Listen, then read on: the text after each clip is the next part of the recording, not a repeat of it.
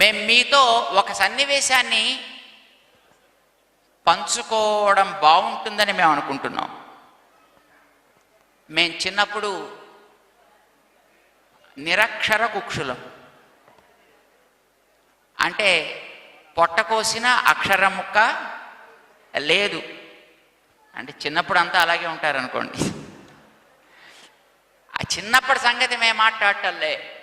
కొంచెం వయస్సు పెరిగిన తర్వాత, అంటే సుమారు 20 సంవత్సరాల వయసు వచ్చిన తర్వాత కూడా మా పరిస్థితి మన వాంగ్మయాన్ని అర్థం చేసుకోవడంలో అంతే స్థితి ఉండేది. అయితే మేము ఏదో ఒక సందర్భం ఇక్కడ ఉండేవాళ్ళం హైదరాబాద్లో. ఒకసారి రాజమహేంద్రికి వెళ్ళడం జరిగింది 1972వ సంవత్సరంలో. నా 72, 1975వ సంవత్సరం, 74 అనుకోండి, 74 దాటింది, 75లోకి వచ్చాం. అప్పుడు 1975వ సంవత్సరం జనవరి 11వ తేదీ సాయంకాలం మేము రాజమహేంద్రిలో ఉన్న సందర్భంలో అక్కడికి మన పెద్ద స్వామివారి దగ్గర నుంచి ఒక కబురు వచ్చింది. పెద్ద స్వామివారు ఆ పక్కన కాకినాడ అని ఒక నగరంలో స్వాధ్యాయ జ్ఞాన యజ్ఞం 3వ యజ్ఞాన్ని అక్కడ వారు నిర్వహిస్తున్నారు. మాకు పెద్ద స్వామివారు ఎవరో తెలియదు అప్పటిదాకా. వారితో ఎప్పుడు మాకు ముఖాముఖి పరిచయం కూడా అప్పటిదాకా లేనే లేదు. అది మా స్థితి ఆ వేళకి.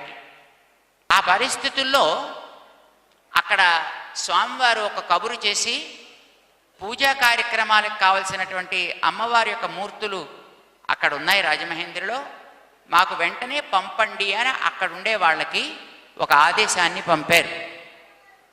ఆ పంపినప్పుడు అక్కడ తీసుకెళ్ళి ఇచ్చేవారు ఎవరు లేకపోతే మమ్మల్ని పంపారు అక్కడికి వెళ్ళమని.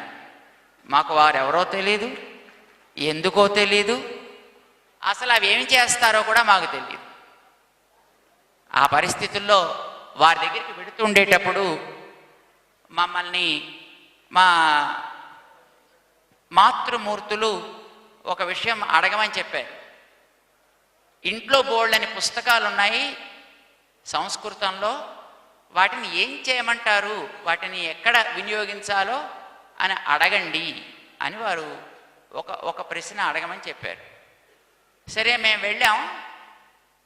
11వ తేదీ రాత్రి మేము బయలుదేరాం. అయితే మేము వెళ్ళినప్పుడు ట్రైన్ మిస్ అయిపోయింది, బస్సు మిస్ అయిపోయింది.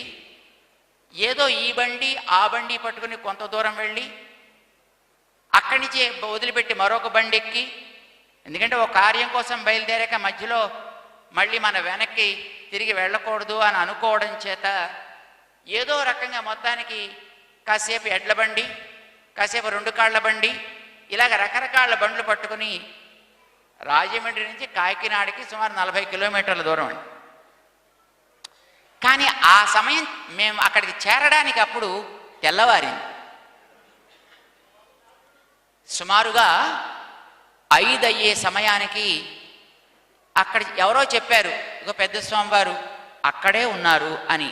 ఒక చిన్న రూమ్లో స్వామివారు కూర్చుని తెల్లవారుజామున 5 గంటలకి రాసుకుంటున్నారు.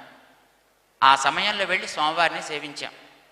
సరే ఆ ప్రతిమలు పట్టుకొచ్చామని చెప్పాం, వారి దగ్గర పెట్టాం, నమస్కారం పెట్టాం. ఏం మాట్లాడాలో కూడా తెలియదు, ఎలా మాట్లాడాలో తెలియదు. సరే మేము అడిగాం, ఏమండి మా దగ్గర బోల్డెన్ పుస్తకాలు ఉన్నాయి, అవి ఏం చేయమంటారని అడగమన్నారండి అంటే ఒకసారి మాకేసి చూశారు ఇట్లాగా, ఇంత అందంగా మాట్లాడుతున్నాడు వాడు అబ్బాయి నాని.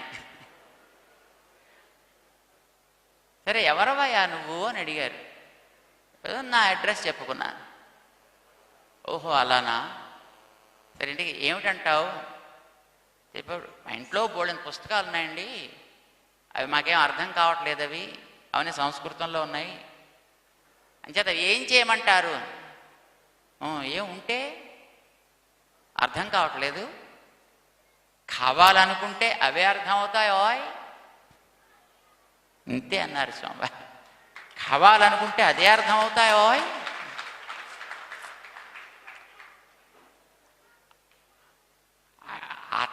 ఏం చేయమంటారండి వాటిని అంటే ఆ విషయం ఇప్పుడు ప్రస్తుతం మాకు తెలీదు, గోపాలాచార్యులు గారు ఉన్నారు, సో వారిని కనుక్కోండి అని చెప్పేశారంతే.